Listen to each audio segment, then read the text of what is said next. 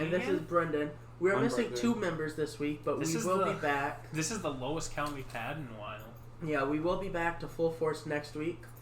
The last time we had this, we were at BB's. Wow. Wild times. Yes. But we're going to get started hot here with the MLB playoffs. So Goddamn Yankees. The Yankees were doing good. They lost this last one to the Astros, but I do believe it's still 2-1. What, the series? Yeah. No, it's 1-1. 1-1 is the series. Tied. I think the Yankees have a chance to take it if they are playing up to like they played game 1. But I also think that the Astros easily have a chance. I know the Yankees were ahead for most of that game that they lost, but it's going to be an interesting outcome to see how that game actually goes because it's 2 great matchups. Yeah. You know? Well, it's just scary for the Astros because the reason they lost their game, well, they got shut out, first of all. That's bad in the playoffs. And then Zach Greinke didn't do very well. He still pitched 6 innings, but he gave up 3 runs. And then to make it worse, Ryan Presley, who's supposed to be one of the best relievers in baseball, gave up 2 runs in 2/3 innings. So that was not good. No. It's very scary for those Astros, especially if they do somehow make it to the World Series. Because going into the playoffs, I thought the Dodgers and the Astros were going to meet in the World Series, and the Dodgers are already eliminated. And to be fair, honest, the Astros might be on the brink of elimination. Obviously, the series is tied 1-1, but just the way that they're playing is just kind of scary. Honestly, the way they're playing isn't so much scary as the way the Yankees are playing is scary for them. Oh, and then the other matchup is which nobody cares about. Well, everybody cares about. What are you talking about? We think the Cardinals are going to make a comeback of some sort. No, Nationals all the way. Nationals and the Cardinals. The Nationals have just scored their 3rd victory over the Cardinals, 8-1. I don't think the Cardinals really have a chance. The Nationals will probably be that team. I have an interesting statistic. Do you? Yes. Oh. So, Gonna be right. No. So, I didn't think so. Noah, right? Pablo. We work at Lids together, right? Pablo is collecting all the on-field hats for the MLB. He bought a Nationals hat. He said this last week on the podcast, if you would go back to the archives and listen to that. Oh, I thought he didn't. He I might have mentioned it. Well, they're still undefeated since he bought that hat. Mm-hmm. Well, interesting stuff. No matter what, I think the Yankees-Astros series is going to be more entertaining than the World Series. I've been wrong so far in the playoffs, but I think one thing I can be right on is the American League team is going to win the World Series this year, whether it's the Astros or the Yankees. I really don't see the national team winning it. But the Nationals have actually been really, really solid on pitching. Yeah, but if the Yankees go to the World Series, they're going to hit like 12 home runs a game.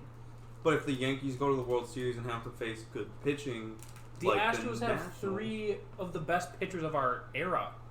In Justin Verlander, Zach Greinke, well, just those 2 in general. Like, those 2 in general are two of the best pitchers in the last 50, 60 years. I'm not saying you're wrong. Yeah, I know. I'm just saying, like, that's... But their pitching hasn't been that hot as of late. That's why they have the 1 loss. Whereas the National pitching has been hot. Yeah, but you also got to look at, again, it's the Cardinals. No, that is fair. They're not only not so hot, they're also a little battered, so... Yeah. But yeah. I'm excited to see where this matchup goes either way. I think the World Series is going to be an entertaining one to watch. Yeah. Go National. So speaking of entertaining things to watch, college football has actually been quite entertaining this year. Georgia lost to South Carolina, and Georgia was ranked number 10 going into the matchup. South Carolina wasn't ranked at all, and they got that overtime win. I think it shows that Georgia isn't as good as they were last year. They're still a good team, don't get me wrong, but I don't think they are a contender for an undefeated LSU, who is playing tremendously this year. They got their win this week as well. And then Oklahoma as well. They won the Red River rivalry of the year, winning Texas A&M 34-27. That was a good matchup. CeeDee Lamb is really showing up, and I think he's probably going to be the next best receiver to go in the NFL, to go to the NFL. He's just having hell of a games, and then the last one that I want to mention is because I know that Noah likes Michigan State. Michigan State got shut out 38-0 against Wisconsin, and so the Badgers are better than the Spartans. I like the Badgers. We Go do too. Bama. Yeah.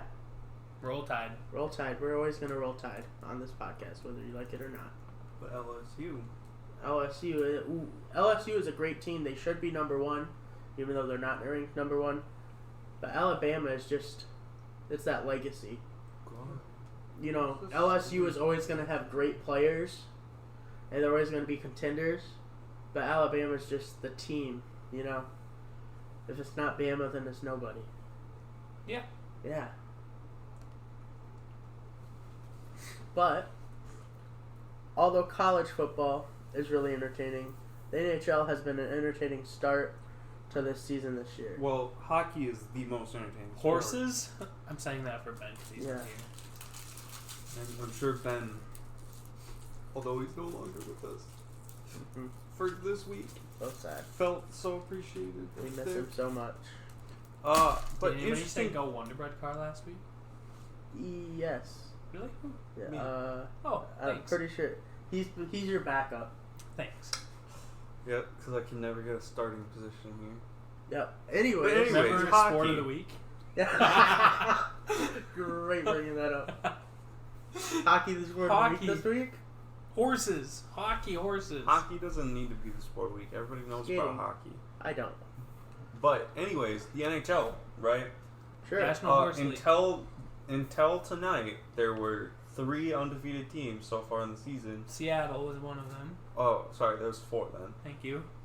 What are those 3 teams? Can I guess them? Sure. Sacramento. Sacramento does not have a hockey Los team. Angeles. Los Angeles is defeated. The Sabres. Yes. The Sabres? Canucks. Team. No. The Denver, Colorado.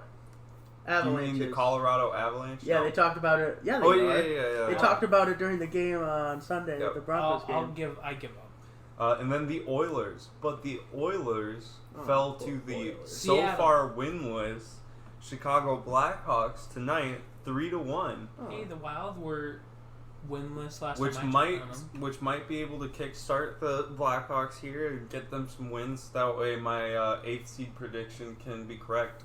Because it seemed like Crawford started off a little cold, and then when they threw in the backup, he wasn't doing so hot either. But Crawford looked really good tonight, only letting 1 slip by. Nice. And then obviously the Blackhawks had a couple of goals. And scoring goals doesn't really seem to be Chicago's problem. Although, you know how last week on the podcast I talked about the Winnipeg Jets coming back from J-E-T, Jets. coming back from a 4-0 trail in Sure. overtime. Yes, Yeah. I do. So remember. they were losing. They were losing 2-0 to Chicago, 2-0. and then they brought it back to 2 in the third quarter, or in the third period, Aw, and then shucks. won it in overtime. Oh wow, that's So wild. making the Blackhawks until tonight 0-2-1, but now they're 1-2-1. Oh. Also, though, you did say the Wild were winless. They actually won tonight against the Senators, right? Yeah, and the Senators haven't won either. So I mean, Well, they're 1-4, which same. I guess you're right. Okay. But any other interesting hockey stuff? Seattle. Seattle. No, Nicholas Harmelson, Oh. former Blackhawk, now Nicholas assistant Harmelson, captain. No, actually, kind of looks like Nick though. They actually look a little similar. It's weird. We But- didn't talk about him. Nicholas Harmelson is one of the assistant captains for the Arizona Coyotes or Coyotes. Kind of where you're at. Here it's Coyotes, but No, in it's Arizona, Coyotes, but it's Coyotes for me. yeah, it's Coyotes for me too. Okay. But anyways, What about you? the Yotes, Seattle. they just lost Nicholas Harmelson Oh man. for the How- season Oh, because he had a lower body injury whoa. and Lower body. What was that? What injury? part of his lower body was it? His I don't knee, know. Is it his Achilles? What is it? His left pinky toe? You know? Here, I will pull up the I'm just kidding. article. That's the way hockey is, though. That's one thing I don't like about hockey is those be like, it was an upper body injury. Yeah. That helps. Was it his head? Was it his shoulder? Was it his hand? Is it his upper body? Yeah. Yeah. Do you know the Los Angeles Kings have had to cover a banner because they have a curse with Taylor Swift? Really? Yeah, whenever Taylor Swift has her stuff, you know. Hanging out? Yep. Kings don't win. When we get to the NFL, there was a crazy stat I saw. I have no idea why the stat, but make sure you remind me to bring it up. But just finishing up on the Harmelson injury, he actually got injured by blocking a shot by Eric Johnson in the Pussy. in the first period against the Avalanche on Saturday. Go Avalanche. The leg's a long way from the heart. But it's the lower body injury. So Do you get what I'm referencing? I feel like I should. But Miracle? Oh, yeah. Leg's a long way from the heart. You want me to play, huh? No. But Nicholas Harmelson's really good. The NHL's going to be a little sad without him. Although he doesn't have like the stats for this year because he only has 1 point in 4 games. But Coyotes are 4-1. Or 4-0-1 actually. They lost in overtime against the Avalanche. Oh, cool. Well, when Seattle does enter the NHL, there is going to be a brand extension draft, correct? Oh, I see what you did there. You like that? You like that? I like that. We'll get to that later. Oh, okay. So, the WWE draft was happening over this last 2 episodes. I guess it's SmackDown and Raw. It was really interesting. Didn't Roman Reigns go first overall? No, Becky Lynch. Oh yeah, first Becky Lynch overall. Then Monday SmackDown. Night SmackDown. Roman Reigns went first, right? Roman Reigns went first for SmackDown. Yep. Okay. You can see all those picks everywhere you can find them. I think it's really interesting. Who was the steal of which the draft? Of the draft? I say the steal of the draft would probably be Baron Corbin or Elias. Where did Ben go? Ben was not drafted, as I said. He doesn't like the WWE. The WWE doesn't like him. But that makes 2 He was signed. Right? Oh, okay. He's undrafted free agent? He's undrafted. He's But not that going means- anywhere. He's never going to be out there. They just signed him so they can keep him from AEW. He would kill it. He would kill it in AEW. But that means that Ben's not selected first in 2 drafts? Exactly. Ben wasn't even selected in the NHL draft. It's rough for these days, man. It's because Ben's on a horse. I guess not. But Monday on Raw, Seth Rollins was selected first overall. I think the most interesting thing is how Raw selected so many more women than the SmackDown roster. They got Charlotte Flair, they got Becky Lynch, they have both Alexa Bliss, Nikki Cross, the Kabuki Warriors. They just have a lot of women on their talent, and then they also have a lot of like not huge stars, like people like Buddy Murphy, who you might know, or people like Akira Tozawa or Shelton Benjamin, who you know who they are, but they aren't huge. Even somebody like Rey Mysterio, who he's a top. Oh yeah, known what about talent. those? The UFC fighter and then the We're boxer. We're getting to that. It's really interesting to see that Rey Mysterio was still selected in the draft, even though he's with Cain Velasquez, who is fading Brock Lesnar, and Cain Velasquez is a SmackDown talent. His attack on Brock Lesnar looked very real. I think it was very real. He looked like he was actually hitting Brock Lesnar. I was, oof. But yeah, Brock Lesnar got out of there for real. He was scared that there's gonna be a real fight. Could have been. Brock Lesnar would get his ass kicked by Cain Velasquez. Yeah, I know. But, that's why I think Brock Lesnar got out of there. So last Friday as well, there was a press conference held for Crown Jewel. What about Braun Strowman? Braun Strowman will be competing against Tyson Fury, it was announced.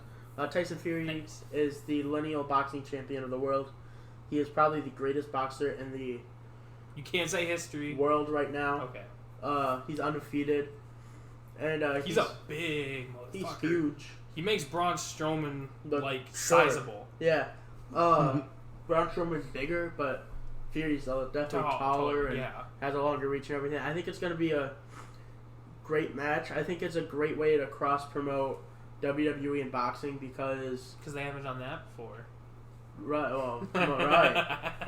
But it was very successful with Floyd Money Mayweather. Yeah. And so I think them doing it now, especially with boxing kind of starting to blow up again. Yeah. A lot more people are recognizing people like Manny Pacquiao and Tyson Fury in the boxing world, and I think that it only gets better for both of them.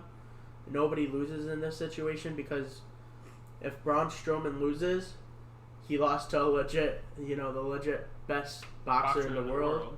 But if Tyson Fury loses, it's fake. He loses to the monster among Exactly. A guy that looks like he could beat him up anyways. Yeah. And then if we go back to Cain Velasquez and Brock Lesnar, I think that match is going to be really interesting as well. I think that might be a real fight at some point. That will I think it turn could be into too. an actual fight. And I think the best thing about it is Cain Velasquez was signed to a multi-million-dollar contract with the WWE, so Cain Velasquez isn't going anywhere. I know if Cain Velasquez wanted to win that championship and WWE isn't giving him that championship, that Cain Velasquez can take that belt if he wants to. Nobody can beat up Cain Velasquez, even though he doesn't look physically like he's gonna be able to beat everybody up. He definitely can. Well, he's UFC trained fighter. Like he can actually fight. He's a cardio king. He's like, he doesn't look. He kind of looks fat. Kind of looks like he's out of shape. Kevin Owens, for example, but he's a lot better than that. Yeah. So that's gonna be interesting. What about Bayley? Bayley turned. Bayley is a bad guy, Ooh. and I don't like her haircut. Neither but do I. she is I the didn't like SmackDown Women's Champion. She makes her look old. Yeah, it makes her look old, and I don't know. It's just weird. But the last thing we're going to talk about for Crown Jewel is the tag team turmoil. Money. No, we're not talking about that. We don't need to talk about that. Crown Jewel match. It was announced that they're having a 12-team tag team turmoil. Hogan and Flair, right? That's something else. Damn it. Yeah. But it's all the tag teams. I think that's really interesting because they're doing the best in the world, but with tag teams. And so I want to see the best in the world be the New Day because they are the best in the world, but I don't think that will happen. I think it's going to be somebody stupid. But like Ben just exactly. as a tag team. Exactly. There was a lot of people that went undrafted in the WWE draft. People like Cesaro and Matt Hardy, who for some reason. Still? Yeah. He's still. I thought he retired. No. 3 months ago. No, he never retired. He's just taking a break. But there's a lot of people like Sarah Logan even that should have been drafted but weren't for some reason. So it's going to be really interesting to see They're where that goes. They're going to relaunch ECW. There we go. ECW. They could go back to NXT. That'd be a good way to bring competition for AEW. But yeah.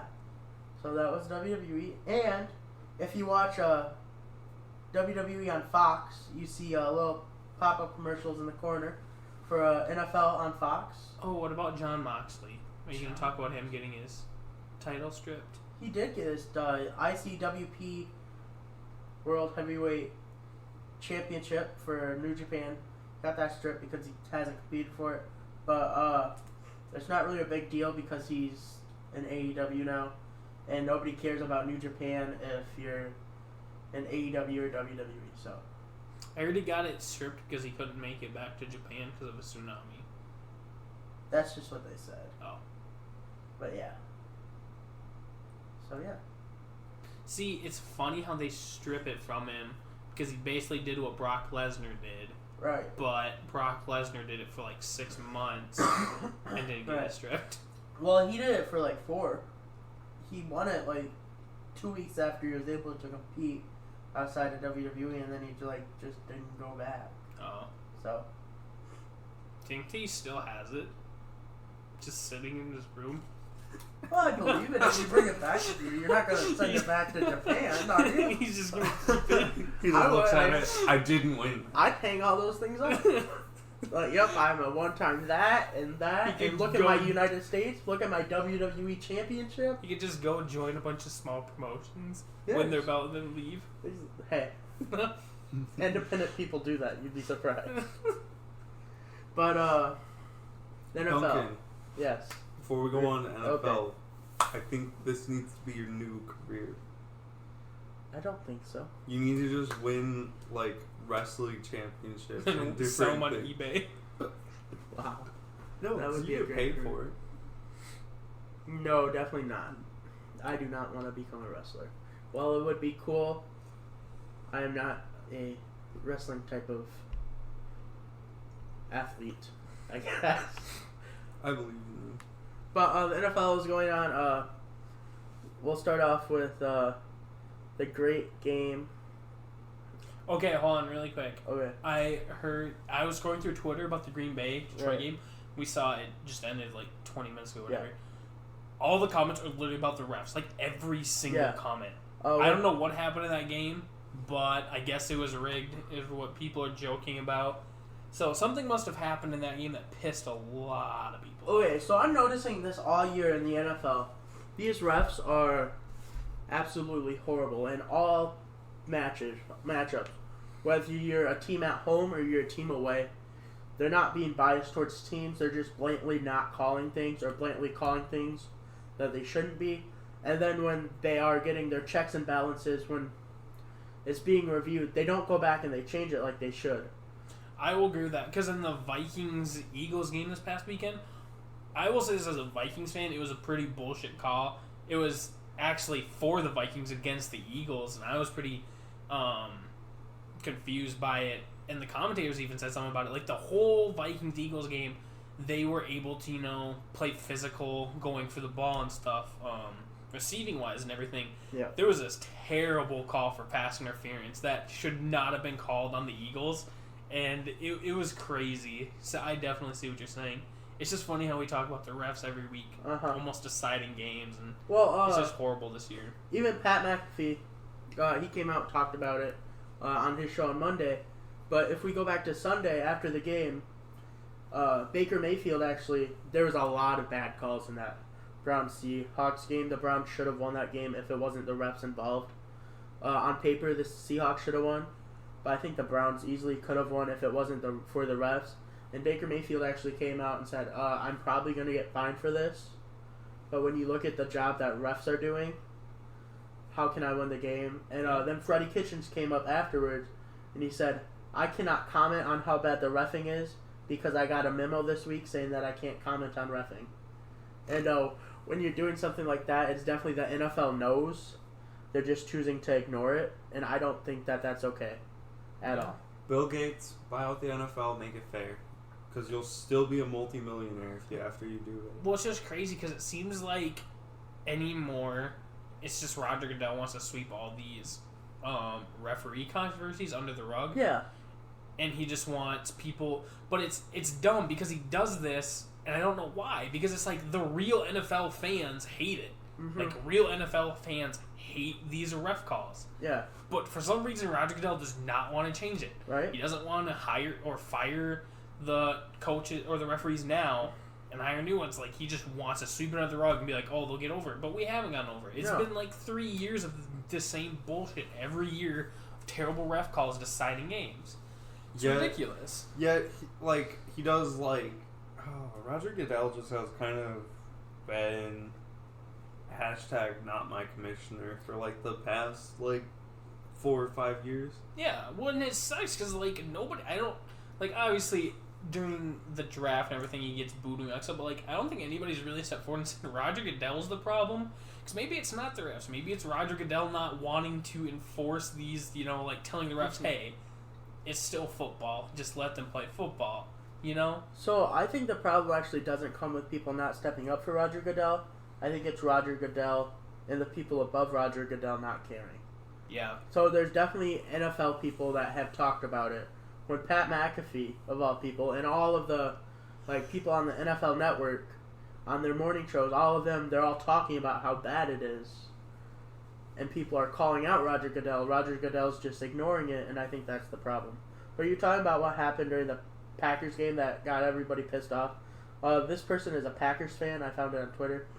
I'm a Packers fan, and I'm thanking officials, but as an NFL fan, that shit's embarrassing. So they called hands to the face on 3rd down on a player that did not have hands to the face and wasn't even like in contention to be able to put hands to the face on anybody. And on third down in the fourth quarter, they called it so it was his first down, and then they called it again on the same player who was blatantly like not even doing anything close to that. And so that's the reason they got into the red zone, to be able to score that game-winning field goal. So it makes the NFL not fun anymore. Like it makes it hard to root for your own team, because if your team's not in the loop to win, you know your team's not gonna win. Right. You know, they are gonna favor the teams like the Packers, and they're gonna favor teams like the Chiefs. No offense, the Patriots. You know, like they're gonna favor these teams. Actually, though, I surprisingly haven't heard of like super terrible calls in Patriots games. But it'll eventually happen this year. It might be in the playoffs. It might be towards the end of the season. It'll eventually happen. Well, no. See, there's a difference with that. Somebody will make an excuse for a Patriots win at some point in time. Okay, so you were talking about earlier. We were talking about calling out Roger Goodell. Barry Sanders actually on Twitter just called out the NFL. Thank God. Saying that it's sickening, and the NFL needs to look at a way to prevent this from happening. Exactly, like genuine NFL fans, like people who actually watch the games, who pay attention to all of the news surrounding the NFL. So not like the people that just turn it on in the background, don't really care, but like the actual fans that watch the games, want to enjoy the games, they see the problem. It is like Roger Goodell doesn't want to change it for the people that actually enjoy football. Like football is not fun when there's games that get decided by ref calls. Like it's just not. Like, don't get me wrong, no team is perfect. Every team's going to commit penalties in a game. You know, whether that be, 2 penalties or 10 penalties. But if they're not obvious penalties, just let them play football. Yeah, exactly. Like, don't make up bullshit on the spot because you saw this, and you thought it was a hands to the face, and then you don't review it, and then still call it, hands to the face. Like, have a genuine reason to call these penalties. Yeah. One thing I do want to say is there is certain times where ref calls deciding the game are just because it's that close. So, like, I don't want to, like, completely, like, always dick down the refs, because sometimes it's really not on them. They just go look at the tape right now. But obviously right now we have a problem because there's just every week there's, like, it's 3 or 4... Like, there's 3 or 4 games where it's just, like, who are these people they've picked up off the street? Oh, they've been refs in the NFL for like the past 20 years?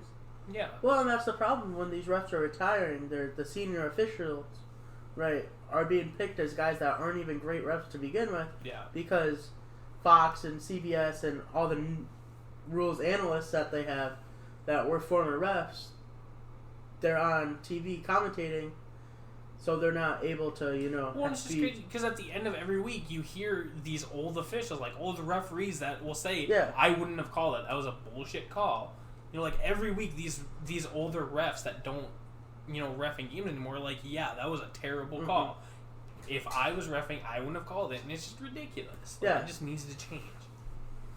But besides refs being bad, can I say my stat quick? I guess, yeah. So. Since 1991, NFL teams are 90-1 when they win time of possession, total yards, turnovers, pickup of 25 first downs, and convert at least 10 or more third down attempts. The Cowboys are the only loss from the Jets this last week. That shows how great Dak Prescott and those Cowboys are. First of all, I would like to say I don't even know who the fuck knows that actual stat. Nobody. Because finding that stat had to be damn near impossible. Right. From how much research you would have to do. You just have to be somebody that doesn't like the Cowboys. Yeah. But goddamn, 90-1 in the first loss ever from all that was the Cowboys against the Jets. That's crazy. But yeah, okay, now we can go on. Okay, so Kyle Allen played overseas this week in London, and a great game to watch. Defensively and offensively between the Buccaneers and the Panthers. I was awake for this game. I don't know if you guys were. Hell no. Probably not. Brennan? No. Yeah. Okay. So this game was full of turnovers. Jalen Jameis Winston threw like 6 or 7 picks. It was 5. 5 picks, but there was like 7 turnovers in the game. There was a fumble in the game. It was a great game. Christian McCaffrey didn't have that great of a game rushing, but he had a monster game catch receiving. Well, he didn't even have that many receiving yards. He only totaled like 106 yards. That's why when everybody said he had an MVP game, I didn't see it. But then I looked up his stats. His stats weren't very good. It's like, just the way great. he was like playing. And that's what I heard is he played great, but like I said, his stats didn't really show anything. Yeah. But I'm not dissing Christian McCaffrey at all, by the way. I think Christian McCaffrey is the best running back in the NFL. And granted, they were playing the Buccaneers. Kyle Allen. Everybody has to admit that Kyle Allen is a good quarterback. He's above some of the quarterbacks in the NFL. He's not bad at all. Especially when he's 4-0 now. I think 5-0, one of the two. That's the wrong game. It's like, what? It's just amazing to see how he is playing. He's not putting up monster numbers. And that's why I said he's overrated. Because I want to get this out of the way. I don't think Kyle Allen's a bad quarterback. I definitely think he's a better quarterback than Cam Newton is. I think Kyle Allen deserves to stay the starting quarterback in Carolina. But it's just because, I mean, don't get me wrong, either 9 touchdowns, 0 interceptions through 5 games. That was like an NFL record, I think. It was the best, touchdown to interception ratio for your first 5 starts. Yeah, ever. Yeah. Ever. And that's great, no? But, he's not, wowing me in the sense of, he's not putting up 350-yard games. I'm not saying he has to, because he doesn't have to. Because obviously he has someone like Christian McCaffrey who really helps him. But Christian McCaffrey also really helps on the passing game. Yeah, and that is very true. But it's just like I said, that's why I just think Kyle Allen's still slightly overrated. Like I said, he's a great quarterback. Like you said, he's a great quarterback. And it's just nothing really eye pops with me. Because, I mean, one of his wins, he had 0 touchdowns for 180 yards, and that was it. So would you predict that Kyle Allen might end up being the Phillip Rivers of this future class of quarterbacks? I don't know if I'd say that. Well, that's a fairly good comparison. Because obviously Patrick Mahomes and Sean Watson are going to be the big two, basically the Peyton Manning, Tom Brady of this next era. Right. And then you got Minshew Mania, which can go anywhere. You got... Realistically, I think Kyle Allen's more of a Carson Palmer. That's not a good one. That's a sad way to put it, but I mean, but here's the thing: is Carson Palmer? I think at the end of the day, he'll eventually get to the Hall of Fame. So I think Carson Palmer is still a Hall of Fame quarterback. He's not he's not up there with Peyton Manning. Right, he's not a first ballot. No. But, Matt Ryan. You can. Hey, he could be Matt Ryan. I could see Matt Ryan. I would give more support to your argument for Matt Ryan. I was just thinking Phillip Rivers, because Phillip Rivers has been consistently very well up until this year. I guess. But not the guy, the number one guy. So the Buccaneers coaches actually came out and said that Kyle Allen was a tougher quarterback to defend against than Cam Newton has been, and Bruce Arians or whatever. So he's been in that situation where he's played against Cam Newton, so he would know. And then actually this afternoon, some trade rumors started to begin about Cam Newton being traded. Of course, his foot is now healthy. He began practice today. So they said he is eligible to be traded. Yep. I think they said he'll come back after their bye week. I think yeah. Is when they would decide the quarterback competition. Because I think this next week is their bye week, isn't it? It might. I don't know. I think so. 26. Yeah, this next week I'm pretty sure is their bye week. Yeah, this next week is their bye week. So then after this next Sunday of football games, they would decide. Yep. But the trade deadline's the 29th, so they have about 2 weeks to figure it out. Yeah. But according to Bleacher Report, there's 10 teams that are interested in it. Really? Somehow. I guess I could see a team like Chicago.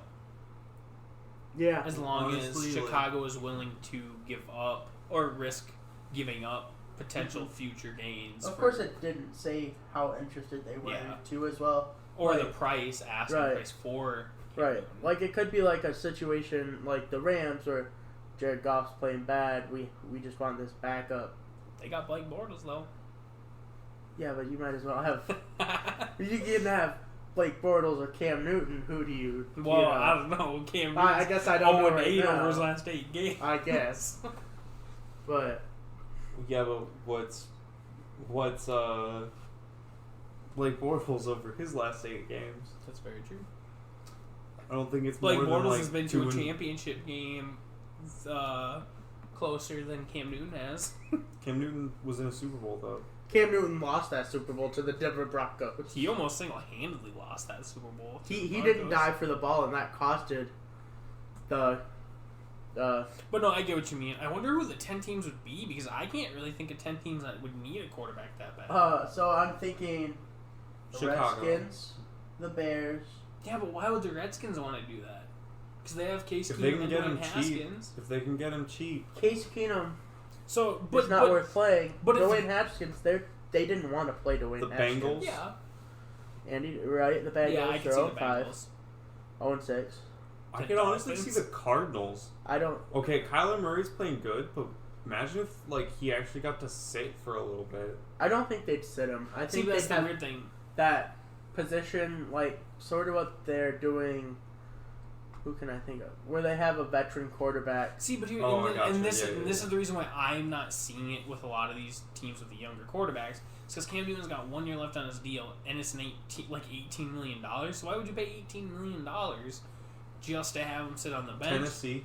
Like, I could maybe see Tennessee, but the problem is they have like No cap Mariota's space. making like $17 million, and then Real. Tannehill's making like $16 million. Realistically, maybe the Jaguars. I mean, Yeah, Minshew didn't play that great. yeah. The Colts, maybe? Although No, Jacoby Brissett's playing good. That's fair. I will retract that one. Like, he's playing good, but like they were shaky on him at the beginning of the season, so The Buccaneers. That's Because that's- Jameis maybe. Winston has been playing That's, great. that's true. They Dallas. I don't Dallas, know. okay, Dallas only because they oh, want some competition for Dak Prescott. Because they are not sure if they want to pick Dak Prescott yet. But or here's not. the thing: I don't think that's a Jerry Jones move because he's not going to trade away like No, that's good true. picks Right. for a That's quarterback just to sit. The Broncos. I don't think so. Joe Flacco is not the problem. Imagine on the that irony Broncos. and all that. Cam Newton eventually Oh. gets to the Broncos after losing to them. Derek Carr's playing good, so I don't want to say the Raiders. Yeah, I don't know. Maybe the Vikings. I know Kirk Cousins did just ball out, and I'm not gonna diss him on that. That's but, true. Well, That's but true. like they've had their struggles with him earlier in the But the season. Vikings have the same problem as most teams, just the cap space. Like we'd have to move someone like Kirk Cousins to get Cam Newton. Atlanta. Maybe. Depends on how bad. Well, actually, Matt Ryan had a good game, but they still here's the lost thing, because of coaching. Is I heard Dan Quinn's kind of on the hot seat, so if they bring in a new coach, new type of there you go. system comes in. And That's a good I don't think Matt Ryan's the problem. no, he's not the problem. But if they switch everything up, because look at Yeah. like the Redskins with Jay Gruden, when they fired him, they totally changed that system. Steelers. Maybe. Well, I can the see other it. team that has a potentially are trading a quarterback away are the Giants. With Eli. With Eli, there's rumors that he might get traded away by the deadline too. They could just switch out, Eli for. I mean, think about it. It's not that horrible. But anyways, let's move on from that. Adrian Peterson impressed me this week. He was in the Tank Bowl. He had 118 yards this week. The new coach said he's gonna feed Adrian Peterson. He's like, Adrian Peterson is our best running back. He's like, it's not about the yards, it's about the carries he's getting. Right, 23 attempts, yeah. He wants to get Adrian Peterson the ball, which I like because I have him in fantasy. I mean, I like that just as his career is winding down, but he's still a beast quarterback or beast running back. Well, and that's the thing is like Adrian Peterson. like they said, Adrian Peterson week 1 was a healthy scratch. Like, Jay Gruden did not want to run Adrian Peterson as the running back. And it was bullshit, because Adrian Peterson at the age of 32 ran for over 1,000 yards last year. Like, he deserves a starting role in the NFL. So I liked it too. I really liked it. Of course, that does mean though that they did get the win. Miami won the Tank Bowl. Yeah, so the Redskins can no longer go 0-16, sadly. I thought of one more team that might be trying to trade for Cam Newton. I know we passed that. The Patriots to convert him to tight end. No, Cam Newton would be like, "Fuck that! You guys are gonna release me. Otherwise, I'm not gonna play." So next, let's move on to the Chiefs. They lost again. I was very happy with that loss. But to be fair, very, very excited. To be fair, it was a close game. It was a good game. The Texans are actually looking like a really good team this year. Colts are turning their season around, so I'm not gonna diss on the Chiefs too much, but they don't have a defense. That's what I've been saying since the get-go.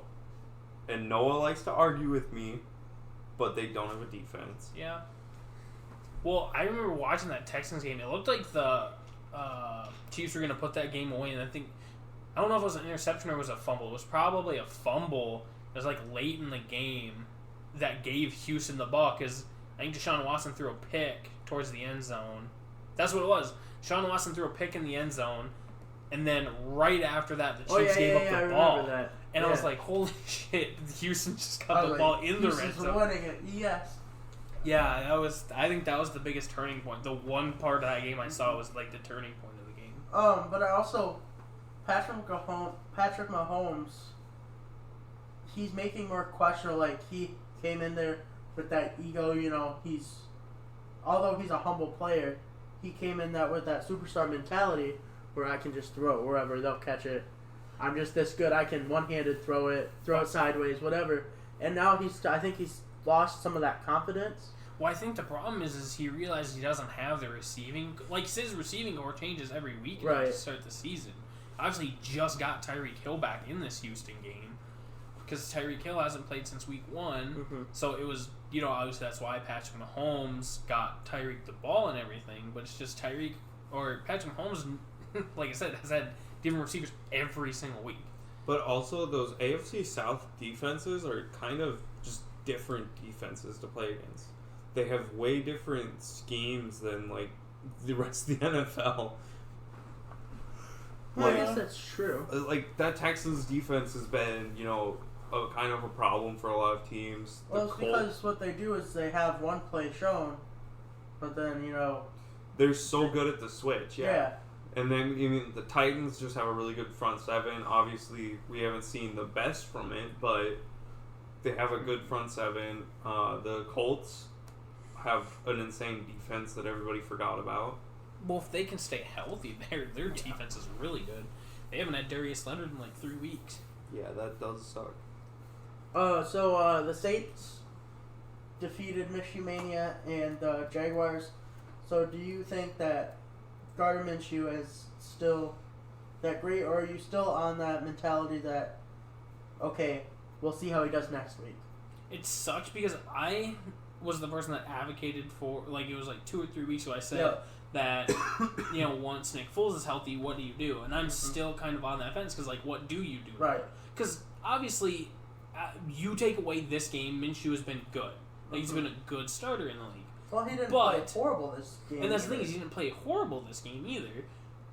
I mean, realistically, he's a touchdown away from tying that game up, I mean, that can be any quarterback. So it's just really hard because it's like, then do you go off of his record? Because he has a losing record as a starter. He's 2-3. Right, but also if you look at it, it's the Saints' defense. But that's the thing. They're very, very good. They're good. They're very, very good. They're like top 5 in the NFL right now. I would put them top 7. I think. Top 15. I said I'd put top them at 10 for I'd sure. put them at 12. They're at least top 10. I'd put them at 12. Right on the outside. We can let you simmer at that. Well, it's a discussion. Well, Duncan, you don't put. True. You're not putting the Broncos in the top 10, are you? Yes, I am. Do you see how they played this week? Okay, but that's 1 week. Did you see how they played the week before? Okay, that's 2 out of the past 6 weeks, though. Did you see how they played the first 4 weeks? We're not talking about those, but they did how they didn't let the other team have that many yards. Anyways, we're going to discuss defenses a little bit in a little bit, actually. So did you know Kirk Cousins can play football? Yeah, I 2 did. weeks in a row? I remember I was pissed off with Kirk Cousins. Yeah. Then I realized the reason I was pissed off is because when we started the season, he had like 12 passing attempts in the whole game. We need to pass the ball. It is a passing league. Kirk Cousins, or I shouldn't even say Kirk Cousins. I mean, let's be real. It's not Kirk Cousins. It's Stephon Diggs and Adam Thielen. That's the reason Kirk Cousins does good as he does. So and to be fair, the Eagles' secondary is like the worst in the league. So would you put that on Kirk Cousins not playing good with those attempts that he had, or would you put it on the coaching staff? The coaching staff. Like Mike Zimmer. I said it. Well, it's not even Zimmer. It's Steven Stefanski. He wanted to run, and it was actually Gary Kubiak. Gary Kubiak got brought in this past offseason. Just to run, yeah. He wanted to change the pace of the way the Vikings offense is, and he wanted to run the ball. See, the problem was last year's we didn't run the ball enough, and I understand that because Dalvin Cook got hurt. We didn't really have any great backups. You have C.J. Ham. But on the same token, the reason we, look at last year. Like, last year was a perfect example of this. Yep. Adam Thielen, 8 straight 100-yard games. Yep. Adam Thielen and Stephon Diggs ended the season both with over 1,000 yards receiving. Like, we can do a great passing offense. They're one of the best duos in the league. Yes, and they can do it. But we have to find that nice balance of running the ball and passing the ball. Obviously, the Vikings did it this last week against the Eagles. The Eagles had the best run defense in the league going into that game. The Vikings rushed for like 127 yards between 3 players. Like, we can be a good team, but the Vikings have to learn to distribute the ball evenly between passing and running. Right. Because the Vikings are such a predictable team. I will say, they have one of the most basic offenses in the NFL. Most of the time with Dalvin Cook, you're either going to hand it off to the outside or you're going to pitch to him. Mm-hmm. Adam Thielen and Stephon Diggs, one of them is going to go deep, one of them is going to cut across the middle. That is their offense. Mm-hmm. I mean, that is what their offense is what their offense has been for the last 2-3 years. They're super easy to stop, so you have to find that pace of play where you're doing both evenly so you can't get too predictable. But like I said, also the Eagles had literally the worst pass defense in the league, so that really helps. So the Eagles also, one of their players kind of talking a little shit about Mr. Kirk Cousins. He didn't like that. The Eagles didn't like that, and he was released today. Because the funniest thing is people were saying how it's funny because Zach Brown and Kirk Cousins both played in Washington. Like, they both were in Washington at the same time for, I think it was like 1 season. But still. To be fair, though, when Kirk Cousins was in Washington, he ended up just kind of becoming a little bit of a problem, like, once a year. Yeah. When it came to contract time. He kind of was an ass. And so, I don't know if that caused some controversy, but... I don't know, but I think Zach Brown could go to a lot of different teams here. Well, I think a lot of teams could use a linebacker right now. I mean, even just one rotationally for some teams. Right. Yeah. Like, there's realistically no team that wouldn't, Obviously, you can rule out the Vikings because he's not going to talk shit about Kirk Cousins. And then you never know. I mean, it'd be funny, but I doubt it's going to happen. Right. I think we need to watch if we're talking about the NFC North for landing spots for Zach Brown. We need to watch the Packers linebacker injuries. So they have both their new boys at linebacker. Mm-hmm. They've gotten injured once this season. So if they get injured again, maybe I could easily see Detroit. Because he talks shit about Kirk. I think he'll end up in the NFC North. They need a little bit more, defensive wise, to be able to stop a team to close out games. Yeah. So I think I can see it. And he, talk shit about Kirk Cousins. So why not go to Detroit? Right. You get to play him twice. Hey. I don't see him going to Chicago. That's my thing. I didn't see him going to Chicago just because their defense is good. They have such good linebackers. Yeah, they have good linebackers and everything. So I just don't see. I don't see him going to New England. I said that's a dark horse team, but I wouldn't be surprised if he doesn't go there. But I would also be like, oh, he went to... Yeah, I wouldn't be surprised. I don't think there's anywhere that he could go that I wouldn't really be surprised. Even a team like the Chargers, who don't have Derwin James, playing right now. Soon, very soon. Maybe.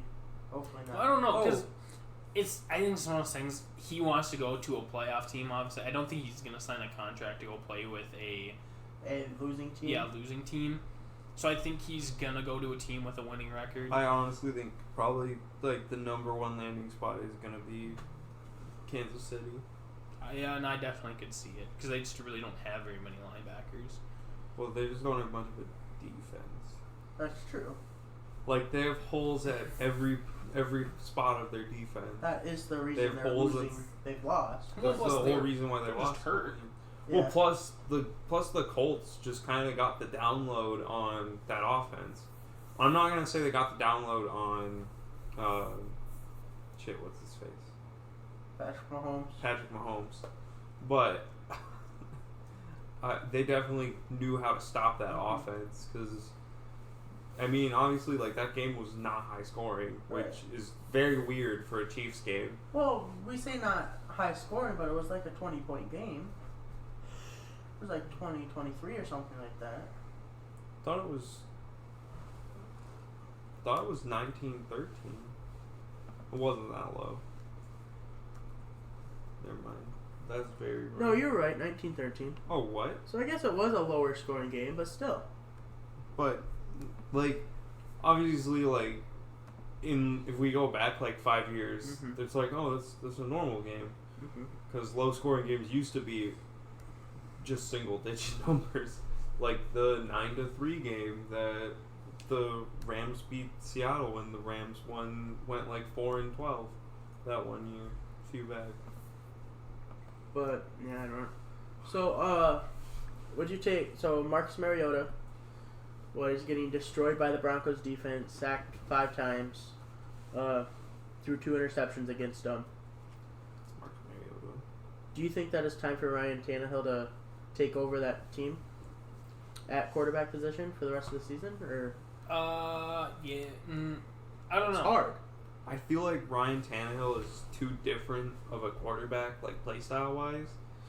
Marcus Mariota, when he was actually playing well, the team that beat the Chiefs in the playoffs, only to lose to the Patriots, but it's the Patriots that won the Super Bowl that season. Oh, no, they lost to the Eagles. Anyways, when he was playing at that caliber, he was a really good improviser. He was able to kind of scramble out of the pocket. If he saw a pass, he would take it. Otherwise, he'd just run. And that's what Marcus Mariota did well. And now he just seems a little bit shaky because of his injuries that he's had over the past few years. Past couple years, he just doesn't want to, leave himself susceptible to, those big hits. I personally feel so obviously Mariota is the problem, but at the same time, I feel like he could also be the solution. I guess the way I feel about this whole thing is I think what quarterback you play is what determines what you're going to do for the future. Right. Because I think this was kind of a make or break year for Marcus Mariota. I think if the Titans have nothing to play for anymore, you just put Tannehill in, and then at the end of the season, you go into the draft, you draft a quarterback, or you go into free agency, try to get a quarterback.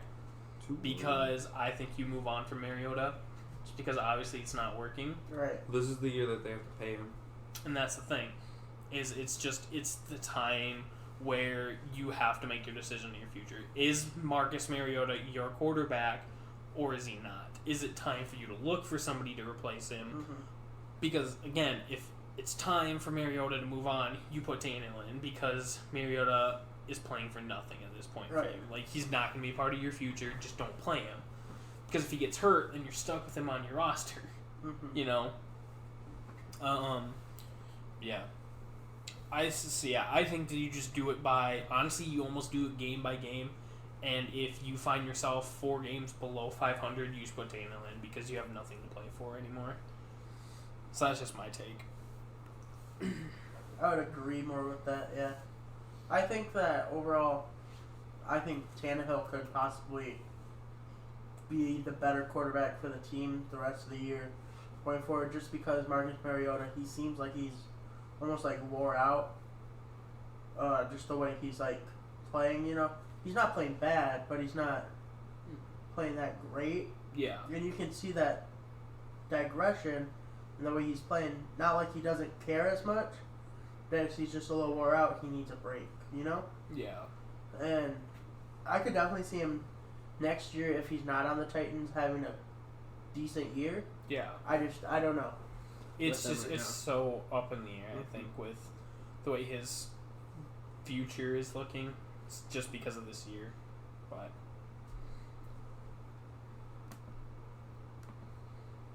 yeah, what's next? Well, so last week we were talking about Saints. We did a little ranking of where in our archives we had chose how we thought the teams were gonna rank this year based on last year, the ending of last year and stuff. And we went through that, and one of the comments we made that you disagreed with was that the Saints are a top 5 defense this year. I just don't, like I said, I'm comfortable putting that like 12. That's my comfortable spot right now. Because like, and here's the thing, is being like the 12th ranked defense is still a good spot. Like, you're top half of the league, and your defense might be able to win you a game or two, and they're also not going to be the reason you're losing the game. But it's not, to me, it's not one of those teams where you're in the Super Bowl, there's 12 seconds left on the clock, it's 3rd and 17, or like 3rd and 8, and you're in the red zone type of deal where that defense is 100% of the time going to get that stop, you know? Right. That's just my thing. Like I said, I am totally comfortable with putting the Saints defense at 12. Because I just think there's a lot better defenses in the league still. But yeah, that's just my take on it. So on ESPN's, their differential, they're ranked number 10. And then also in their yards, they're ranked number 10. So overall, they are in the top 10 statistically right now in most categories that you look at it. Well, points-wise, they're 11th. They've allowed the 11th least amount of points in the league. They're letting up 20.3 points a game. Ahead of them are the Chargers, the Cowboys, the Packers, the Broncos, the Vikings, the Titans, the Bills, the Bears, the 49ers, and the Patriots. I would say at least 8 of those teams I would prefer over the Saints. But I'd put the Saints above the team like the Titans for sure. And that's the thing. Is like I would put them above Titans. Here's the thing. I would not put the Saints above the Patriots. I would not put them above the 49ers. I would not put them above the Bears. I would not put them above the Bills. I would not put them above over the Vikings. I would not put them up over the Packers. I would not put them over the Cowboys. I would not put them over the Chargers. You'd put them over the Broncos. I would put them above the Chargers. The Broncos defense plays, if they played the Chargers head on, the Chargers without Derwin James, the Chargers this year are playing like they should be an elite defense. They're not living up to the hype. Yeah, but I would definitely not put the Chargers in that top 10 if you're not putting the Saints in that top 10. Yeah, but when you, like I said, when you look at it from Cisco's standpoint, the Chargers have allowed less points. Because you don't need as many points to beat the Chargers. They're not that great of a football team. Yeah, but that should say something about your defense. Yards wise, the Saints are beating them. I will give them that.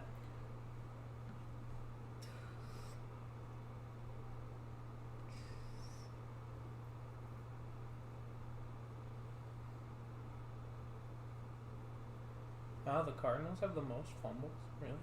That's weird. Yeah. Dolphins have the least. Dolphins aren't a horrible football team. They're just tanking for Tua. If they wanted to, realistically, if the Dolphins wanted to. The Chargers have forced more fumbles than the Saints. Have they forced more fumbles, or have just more people fumbled the football? whatever fumble means under the defensive category. I'm assuming that means fumbles recovered. Yeah. And yes, the Chargers have 10, and the Saints only have 5. Who would you take in a more game decision on the line? Would you take the Chargers defense or would you take the Saints defense? That's what I'm saying. I'd rather take the Chargers. I'd take the Saints defense. I'd take the Saints. Okay, Marshawn Lattimore is too legit.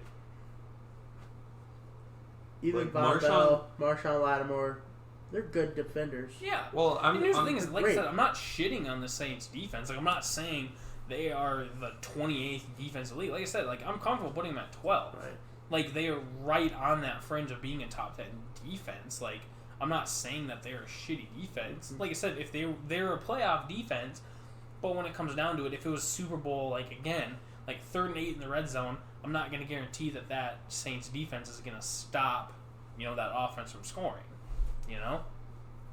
By the way, speaking of defenses in the red zone, the Lions were really good in the red zone against the Packers today. And that's except the thing. for field goals. The defense is being able to stop them from scoring touchdowns, but the offense isn't scoring touchdowns. Yeah, and I think that's the problem with the Lions overall. Yeah. Their defense is better than their offense, I would say. But what do you mean? The offense isn't even playing that bad. No, they're not playing bad. Kenny Galladay had a good game today. Kerryon Right, Johnson had a good. Yeah. I'm just saying, like, their defense is playing a little better. I'm not saying that they're playing bad at all. Just to be able to shut out those games, you need the offense to be able to step it up just as much as the defense. And the reason they lost the game is due to reffing calls, which we will not talk about again. But one defense that I think is legit right now would be the 49ers defense. There's a lot of questions going into this week facing a team like the Rams. Noah was like, yeah, the Rams are going to go in there. They're going to get the 49ers their first loss. The 49ers, they're going to show the 49ers that the 49ers are bad. I'm telling y'all, this is going to be a historic season where the 49ers and the Patriots are both going to go 16-0. No. I don't know if I see that, but I definitely... It's happening. I think that the NFC... What is it? Yeah, NFC West? Yeah. I think it's definitely between the Seahawks and the 49ers. But the 49ers, I don't know who to choose right now because... I really think it's the 49ers. Well, I think... Because I really think, like, realistically, like, my whole 16-0, like, bullshit aside, I really think that 49ers and Seahawks in the regular season are going to go 1-1 against each other. I could see that easily. Because the 49ers defense is super legit, and plus, like, the running back core in San Fran right now. Coleman, yeah. Like, it's going to be really hard to stop because, I mean, even Matt Breida, he's so fast. Even if you look at the two quarterbacks in the NFL right now, two of the best quarterbacks in the NFL are Tom Brady and Jimmy Garoppolo. I think it's kind of funny that Jimmy Garoppolo was a Patriot. It was funny. They said the two undefeated teams were both created by Bill Belichick. Yeah. I mean, I can't say no completely. It's just crazy the fact that Bill Belichick has, like, obviously Tom Brady, but has produced two other starting quarterbacks in the league. Like, he drafted, average. Yeah, that he drafted, developed, and then sent to other teams and are actually doing good. Like, that's crazy. That's just no other team like that. And everybody was doubting Jacoby Brissett too going into this season, except for me. Well, me. I thought he was going to be okay. I mean, he is okay. Like, he's not a top. Well, he's not top. He doesn't 5. need to be. I'd say he's top like 12. His team is strong enough that he can just dance along the mediocrity of it all. Just be above average. If he's just above average, they are a playoff team.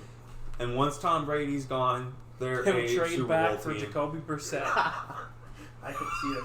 Sadly, I could see that. Oh man, but Jarrett Stidham would then go on to be. God damn, Brendan, you and Jarrett Stidham. Okay, honestly though, Jarrett Stidham did throw a pick 6, like when he got put in against the Jets. So I'm waiting a little bit on him. But so now are we done talking about the defenses? We're done talking about some defense. Are we done talking about NFL stuff? Till we get to pick'ems? Yeah. How we didn't pick Mount Rushmore? We, since there's only 3 of us, we will return with Mount Rushmore next week. Oh, we'll just do 2? Yeah. Okay. Do you want me to do my remember now, or do you just want me to go to pick'ems? Yeah. Yeah. Who do I remember who this week? Amari Stoudemire. Who is that? I don't remember. He was a basketball player. He was actually one of my favorite players in the league for a while. I really wish he'd still come back. He's been trying an NBA comeback like every other year for the last 4 years. I really wanted the Timberwolves to sign him. They didn't. Wasn't he on the Big 3 or whatever that is? Well, he was a part of that Big 3. Yeah, he was in the Big 3 league, yeah. Yeah. Yeah, like I said, Amari Stoudemire, 9th overall pick by the Phoenix Suns. He was really... at his prime, he was probably like the 3rd best power forward in the league. He was kind of the last of his era. He was kind of really the last of that low post big man. Mm-hmm. Like, he just wasn't a great shooter or anything, and that really kind of what hurt his career just a little bit is because he was 6'10" is what he was listed as. Mm-hmm. So he was just right on that height, barrier to be right a center, on the line. to be like a center. Uh-huh. But he was only 245 pounds, so he wasn't heavy. Big, yeah. So it was hard for him to play down in the post, and it really kind of hurt him because he was a post player. He got bullied a lot, bullied in the paint a lot because he wasn't big. But yeah, he went to quite a few teams in his career. He spent some time with the Knicks, joining Carmelo. He kind of tried forming that dynamic duo with Carmelo Anthony. That's when they brought a bunch of the old players in. Oh, right. And then they had J.R. Smith and Monte Shumpert, the team I beat your brother with, actually, in NBA 2K19, when he was the all-time Lakers. I was that Knicks team. But yeah, like I said, I liked him as a basketball player. I really wanted the Timberwolves to sign him. He joined the Big 3 league a couple years ago after he actually went and played overseas in the Napoleon Jerusalem League.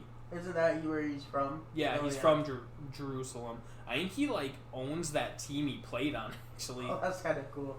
Yeah, and then on September 1st, 2017, he announced his retirement from basketball. But then a few months later, in February of 2018, Stoudemire joined the Big 3 League as a co-captain.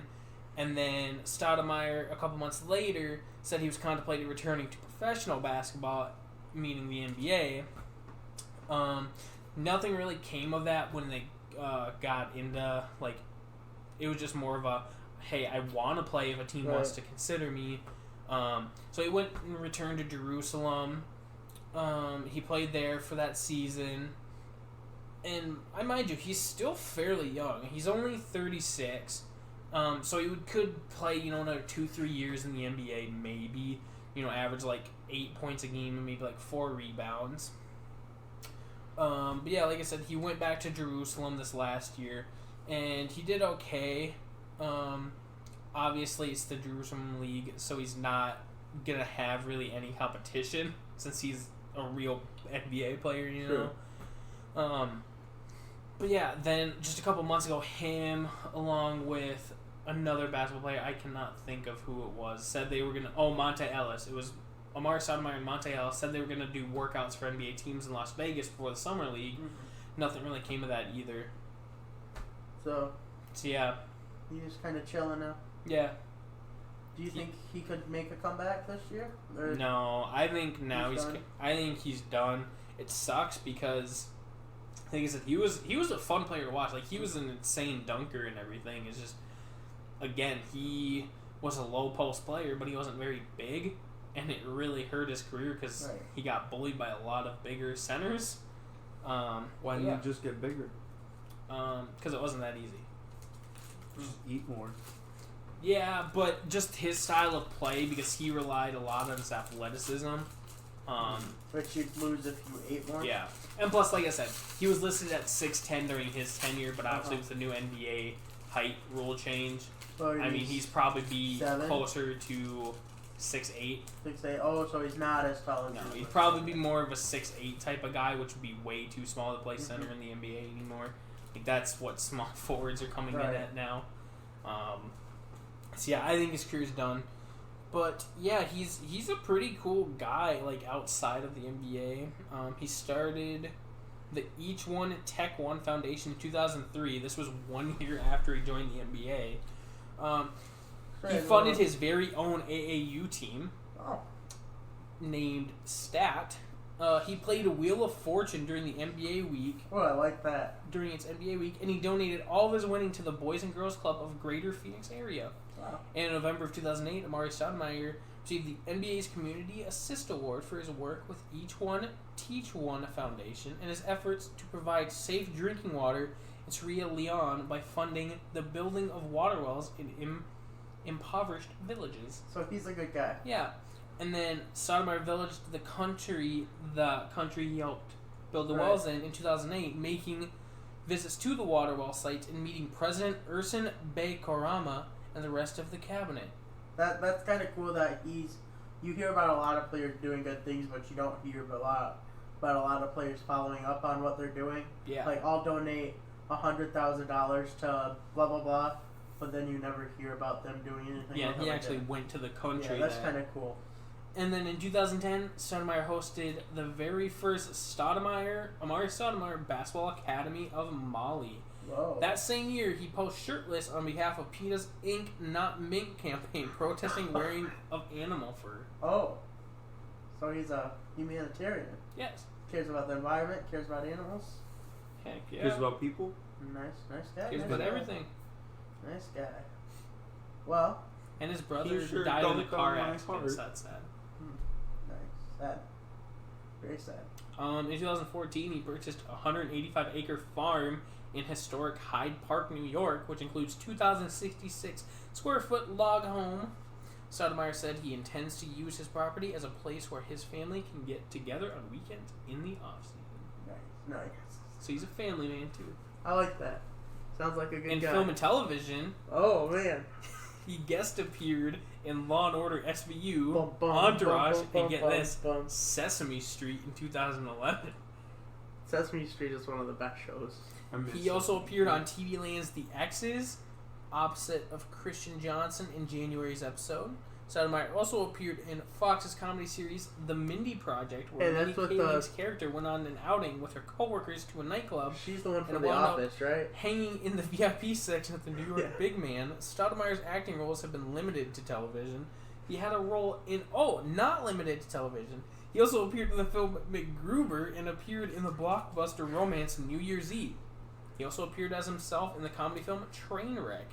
Is that the one with LeBron James in it? I didn't know he was in that. I don't know. I think John Cena's in that too. Yeah, John Cena's in that movie. But holy shit! I didn't know Amari Stoudemire was in that.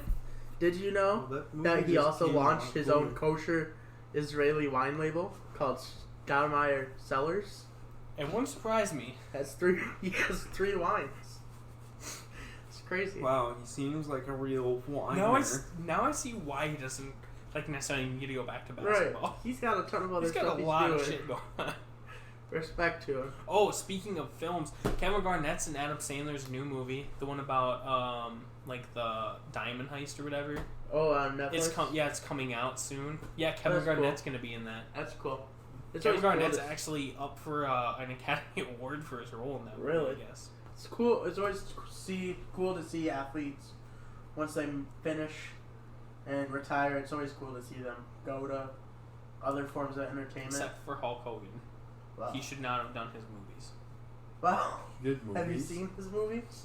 They're so good. They're the best movies. Okay, they're child nostalgia, but exactly. Once you get to be a little older, you realize I'd go back and watch all of Hulk Hogan's movies right now, and I would be happy. Suburban Commando. Let's watch it. Let's watch it. I love that movie. I don't watch it. Otherwise, is it Mr. Nanny? Mr. Nanny. That movie is good. Don't argue with me about that. Horrible. It's such a bad movie. Oh, it's so good. But he's just such a bad. Okay, we kind of digress there. But let's move on to our NFL pick'ems for Week 7. For Week 6, I predicted the Seahawks-Browns game. Score perfectly. So if you want to send me a reward of some type, at Duncan Branson on Twitter. Or just the podcast. Right. Because, yeah. all of our statistics and data bouncing off each other formulated this. I was the only one that picked the Vikings. I was the only one to pick the Steelers. Duncan and I were the only ones to pick the Texans. Yeah. I was also the only one to pick the Panthers. No, I wasn't. But I was the only one to pick the Jaguars, even though they lost. I won this week, so we'll go on to see who can win this next week here. Hopefully in the NFL. I don't think it's going to be Ben.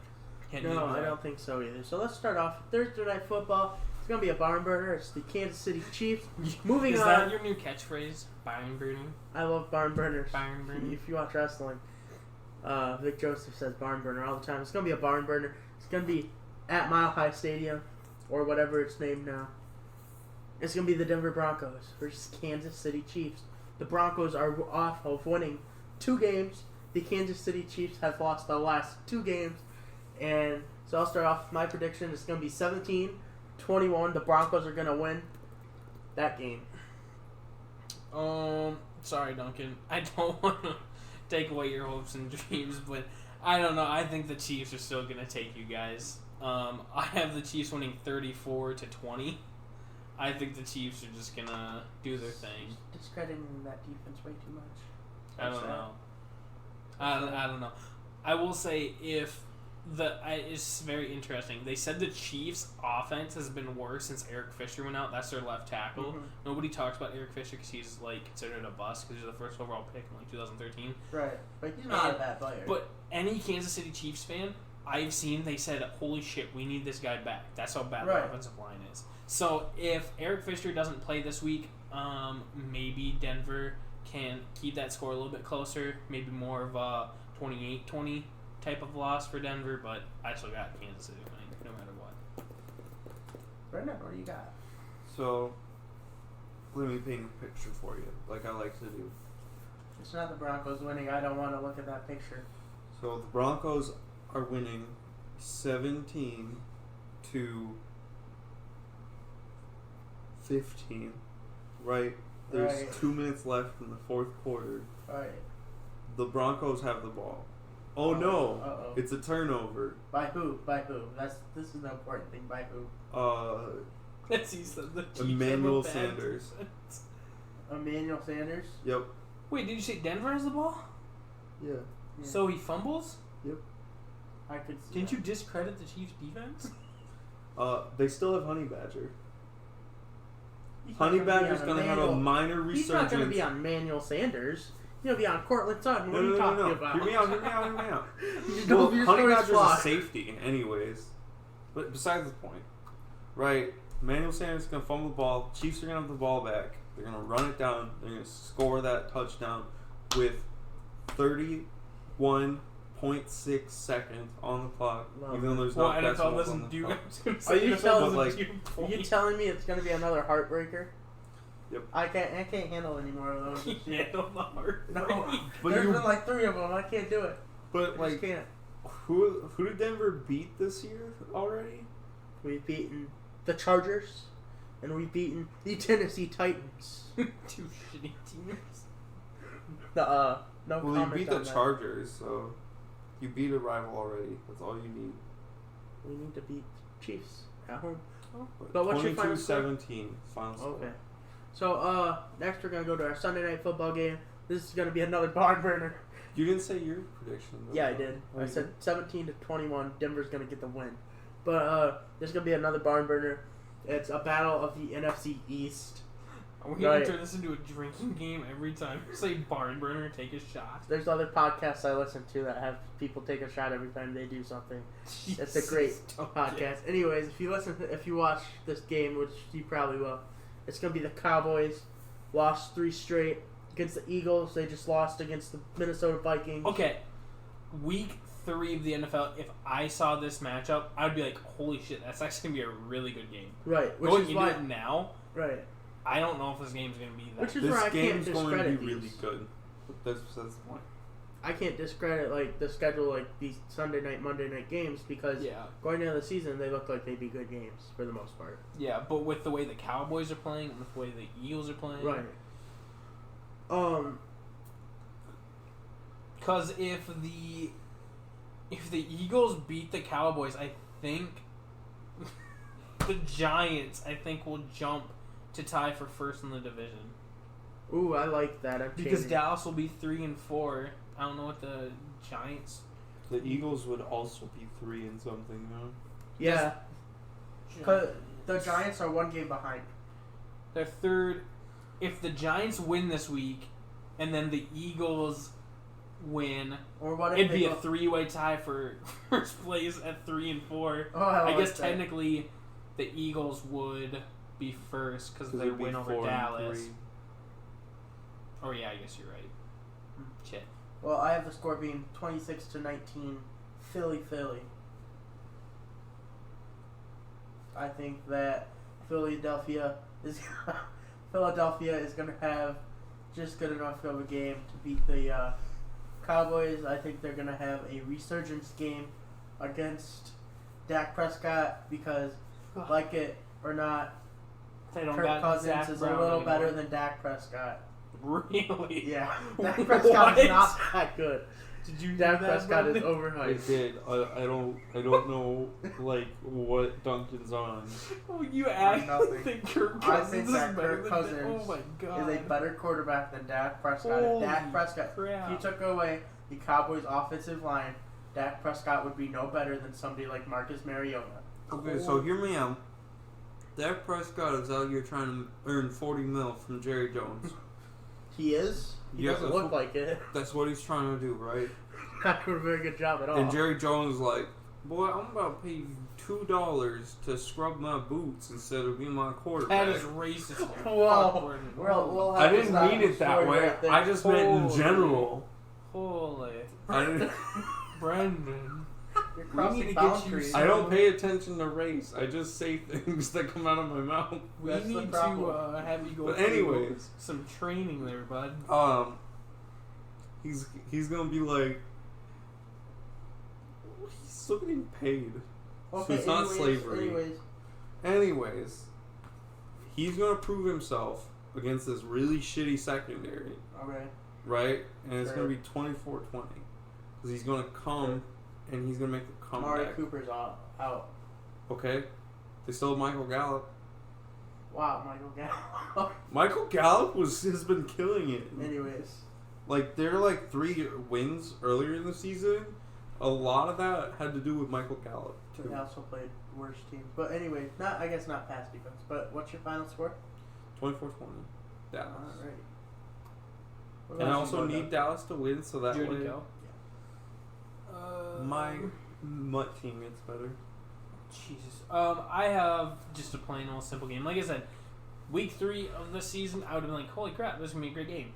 Both of these teams are on a downhill slope. I think Dallas will continue the downhill slope. They'll go, I feel like they might be a record team or something that'll be like, oh, first team ever to start 3-0 and then lose 4 straight games type of deal.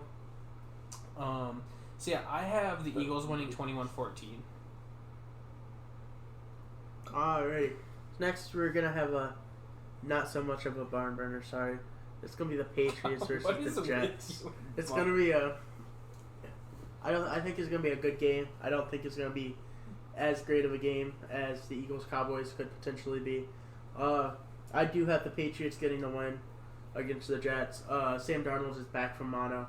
He's coming off a Cowboys victory, so he is going to have a good game. He's going to put up 24 points, but it's not going to be enough for the Patriots to be stopped, and it's going to be 32-24. Holy shit, guys. I picked the Jets winning. I didn't even realize that. I thought I had the Patriots winning. I have the Jets winning 17-14. Okay, then. Just because I think the Patriots defense will be stout, but I don't know. You never know. I'm going to say Ben's prediction, even though he didn't put it in, but we already know what it's going to be. So Ben's going to predict that it's going to be 420. No, it's going to be 42.0 Okay. to 13. Okay. Jets. J-E-T, Jets. That's what Ben's going to predict. Okay. You can write it down. Whatever. He'll probably agree with it. But I predict it's going to be 24-10 New England. I feel like the first half is going to be like a 3-point game. It's going to literally end 3-0 Jets at the first half, right? Okay. But what I think is going to happen... That's my prediction now. Yeah. But what I think is going to happen is the Patriots are going to have this resurgence in the second half due to the fact that they have been able to practice and rest because they played the Thursday game. And then this isn't until Monday. So they're going to get the DL. They're going to get the download from... We don't say disabled list anymore. It's injured list. So they're going to get the download from... In baseball, it's not IL. disabled list. It's the IL. injured list. They're going to get the download from the tape on Sam Darnold. Just like killing how we're going to get the That's his download nickname. for this podcast this week. Actually, I got one of Noah and I's coworkers at Lids, right? He's really interested in the podcast. Oh, but we're not adding anybody else. No, we are max. He wants to come. He wants to come on one time. No. Maybe Phone call. $25. He gets 2 minutes on the phone. That's No, it. we'll give him 20 minutes. $25. $20. No. Dollar. That's minute. $1 a minute. No, that's $1. That's not enough. That's enough. That's enough. That's not enough. We're making a We profit. need money. But We 24-10 do, but- Pats. Okay. We cannot. Our podcast would be 3 hours long if we added a 6th person. But that's for another discussion It'd later. probably be a little longer than that. But yeah. So my game of the week, since the Broncos are playing in a barn burner this Thursday. God damn it. Against the Kansas City Chiefs, I chose a different game. I think I love Lamar Jackson. I love Russell Wilson. So I just think it's going to be a great matchup. That will be a good game. The Ravens versus the Seahawks. I think it's going to be a high-scoring game. I think it's going to be 35-28, and I think the Seahawks are going to get the win. But I do think Lamar Jackson's still going to play very well. But he is playing against the Seattle defense, who also play very well. Yeah. And so I You know think what's Seattle's funny? going to win. Between yours and Noah's prediction, there's a 1 point difference. Okay, I predicted mine first. Anyways, I think this will also be a great game. I think it'll be a great game. I have the Sea Chickens coming out with the win now. Alrighty. 28-21. I think the Ravens will be the flop team of the year. They started hot and they're going to cool off a lot. They might miss the playoffs. Ooh, Who knows? hot take. I don't know. So, I don't know. That's a hot take. The Browns, the Steelers, alright. the Bengals. Steelers are having a resurgence. Maybe one game over the Okay. Horrible Chargers. The Sea Chickens, right? To be fair, the Ravens They're gonna only be beat the losing. Bengals by 6 points this last week. This is going to be a battle of the birds, okay? It's going to be 10-0 going into the half Ravens. Right? What? Why is it with you with the shutouts? Yeah, come on. At the end of the It's quarter. not realistic. Trust It's me. not Trust me. realistic. But then Russell Sprout is going to score 4 touchdowns, and their kicker is going to miss 1 extra point. Who is their kicker? I don't know. Their It's kicker. Jason Myers. Continue. Is it Jason Myers nowadays? Continue. Damn. Is it? Yeah. But the Ravens Why the are going to fuck do you score know another that? touchdown. I have to watch every Seahawks game because my brother's a Seahawks fan. I know more about the Seahawks, almost more about the Seahawks than I do about the Broncos these days. Jesus. But Seattle's going to win 27-17. Alrighty. Next, we got Ethan's game of the week. It doesn't look like it could be a barn burner. You never know. Well, It is in Detroit. yeah. I picked the Vikings-Lions game just because the Vikings, after their good game against the Eagles, it'll just be nice to see what they can do going into Detroit. I don't know where they play. I don't know what their stadium's called. I don't know. But, yeah. I got the Vikings winning 31-17. I think it'll be kind of a blowout. I think their passing offense is going to continue. I think this will be the 3rd game in a row where Kirk Cousins goes for over 300 yards and at least 3 touchdowns. Wow. Okay, That's can you name one more player in their secondary besides Darius Slay, who I don't even think played this last week? I don't think he played against Green Bay tonight. Ezekiel Anza is now a Seahawk, so I can So say he's that. not even in the secondary either. And the safety, If you're No, thinking no, of no. Gulliver, Quinn, got cut I was going to say, did he get cut? like 2 years ago. But No. He played last year. He got cut this past year. Wait, Ndamukong Suh is a Lion? He's he retired. was. What? He's He on the retired. He's on the Buccaneers. Oh, that's right. I was thinking of Ngata. Ricky Jean. Yeah, Holodian. Ricky Jean. Who? Ricky Jean. Okay, the line secondary is so bad they just Anyways. cut like that Tabor's guy. That was a Keith second. Tabor? Yeah, he was a second round pick for them like 2 years ago. Anyways, I think the Vikings are gonna kick the Lions' ass Yep. because they can't finish out games for shit. All right. I think that it's gonna be a great game. You think it's gonna be barn burners? No, I think You're it's not gonna burning any barns for this one? Brendan beat me to it. Shit. coming down to the wire. Right. It's gonna be a field goal. Oh, he's only 3-3. I didn't know that. The Vikings are gonna have the chance to tie it up there. Dan Bailey is gonna miss a kick. The Lions are gonna go away with the victory, 24-21. Yeah. Yeah. You see a history of the Lions, or of the Vikings kickers missing games, losing games for the Vikings. Dan Bailey just won NFC Special Teams Player of the Week 2 weeks ago. Well, that's why he'll lose it this week. Dan Bailey, who? I don't think he missed a kick last week or against the I don't Eagles know. either. But You never know. What do you That's got? because he has bad blood with the Eagles. What do you got, Brendan? All right, so New man? the The Vikings? the Lizzo? Vikings Okay. are going to actually make their winning kick this week. What? Ooh, I like that. Okay. I like that. It's going to be You like that? I don't like that. the second half is going to be like 20. It's going to be If like you say 20 21 zip, I No. swear to God. No, it's going to be like 22 to like 17, right? Yeah. Okay. And I here see where you're comes going. Les Leons. They score a touchdown. They go up Okay. to 24, Okay. right? Right. Okay. Then it's a lot of like 3 and outs. Okay. The- I can see that. then it goes to honestly. the last like 2 minutes. Okay. The Vikings almost get a 3 and out, Oh. but a penalty gets challenged. Mm-hmm.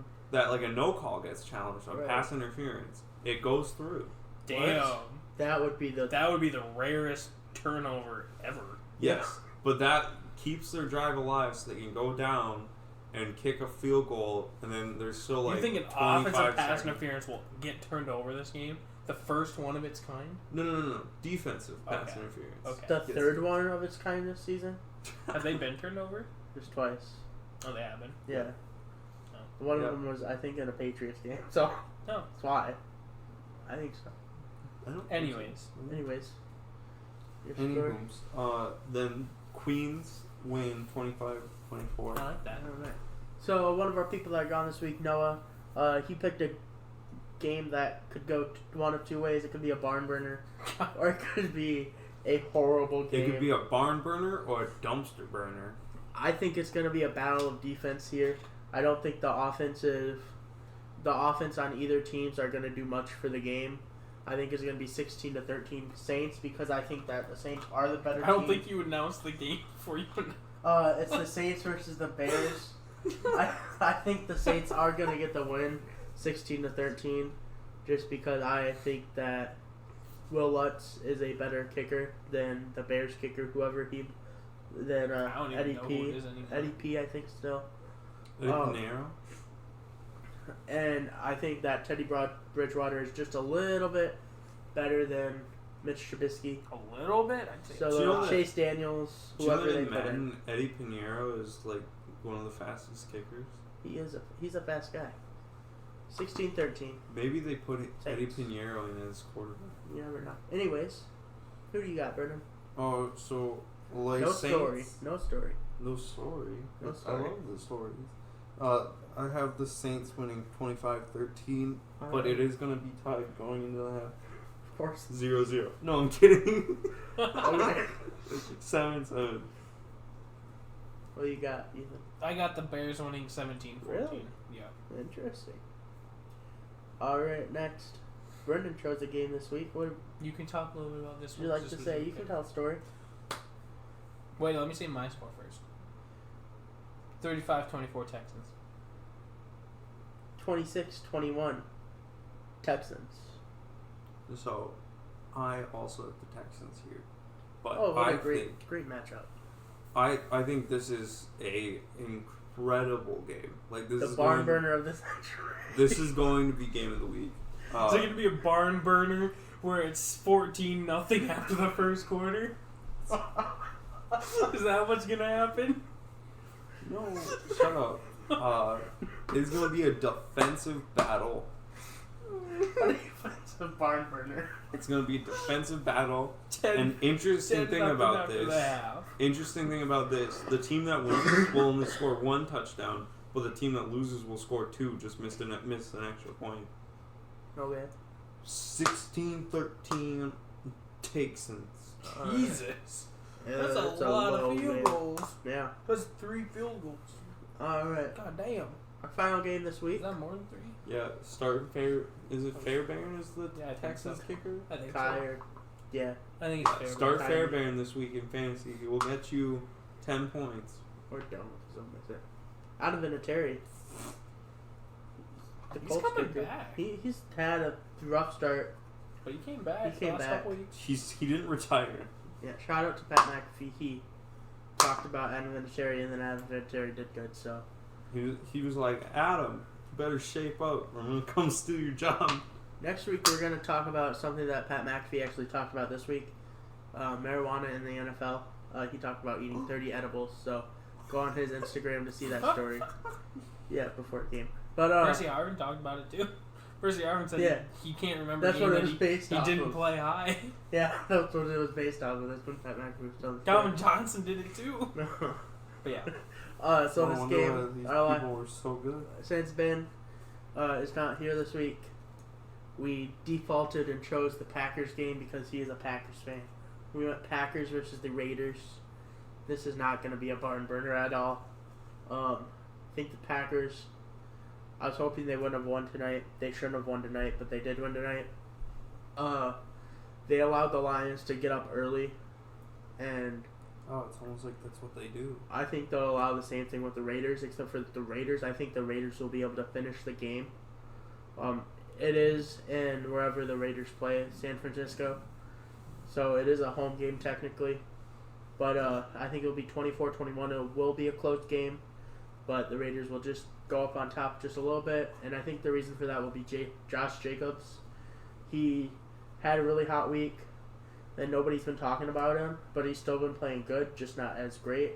The Raiders are also coming off a bye, so they'll be more rested and ready for the game, whereas The Packers get a short week. Packers have a short week, so I think that's how it'll be. How about you? I think Packers are gonna win 22-19. Okay. No Sucks. story. Sucks. I don't want the Packers to win, but I think they're going to win 24-13. All right. Well, sure. Well, that's this week in Pick'ems. I'm gonna win. Is there anything you'd like to say, real quick, in the game, in the matchup? In any of the matchups? Any of the matchups? Anything you'd like to say? No, you all good? I've kind of shared my stories already. Alrighty, we're pretty good this Basketball's a month out. week. Yeah, basketball is We're pretty going to good. do It's our still ranks. a month out. We're going to be doing our rankings like we do with football, but with basketball. Yeah, For look the out for basketball that. season. That'll be in a couple weeks here. As That'll the be- basketball season gets That'll closer. be exciting. It will be, and it'll be a lot different because for basketball, there's a lot of players that are two-way players right now. Or where they there's a can lot play, of split rotation Yeah. players. where they can play both, whatever. Small Small forward, forward. shooting guard. Yeah, where they're. So that's gonna be really interesting to see. It'll be a barn burner of a time. I hope you enjoyed this podcast. Make sure you follow us on Facebook, Instagram, Twitter, and YouTube. Make sure you like, subscribe, and share this podcast. Give us 5 stars on whatever podcast app you're listening to. Go Wonder Bread Car. We're enjoying doing the podcast. It's been fun for this week. I'm Duncan. Go Wonder Bread Car. I'm Ethan. Wait, but if they start burning all these barns because of you, Duncan, won't we get lawsuited? Please don't burn barns. We do not endorse No. burning barns. Well- No burning barns. Well, you can burn barns. Just don't blame us for it. Oh, that was Brendan, Don't by the way. Don't that burn the barns. never answered.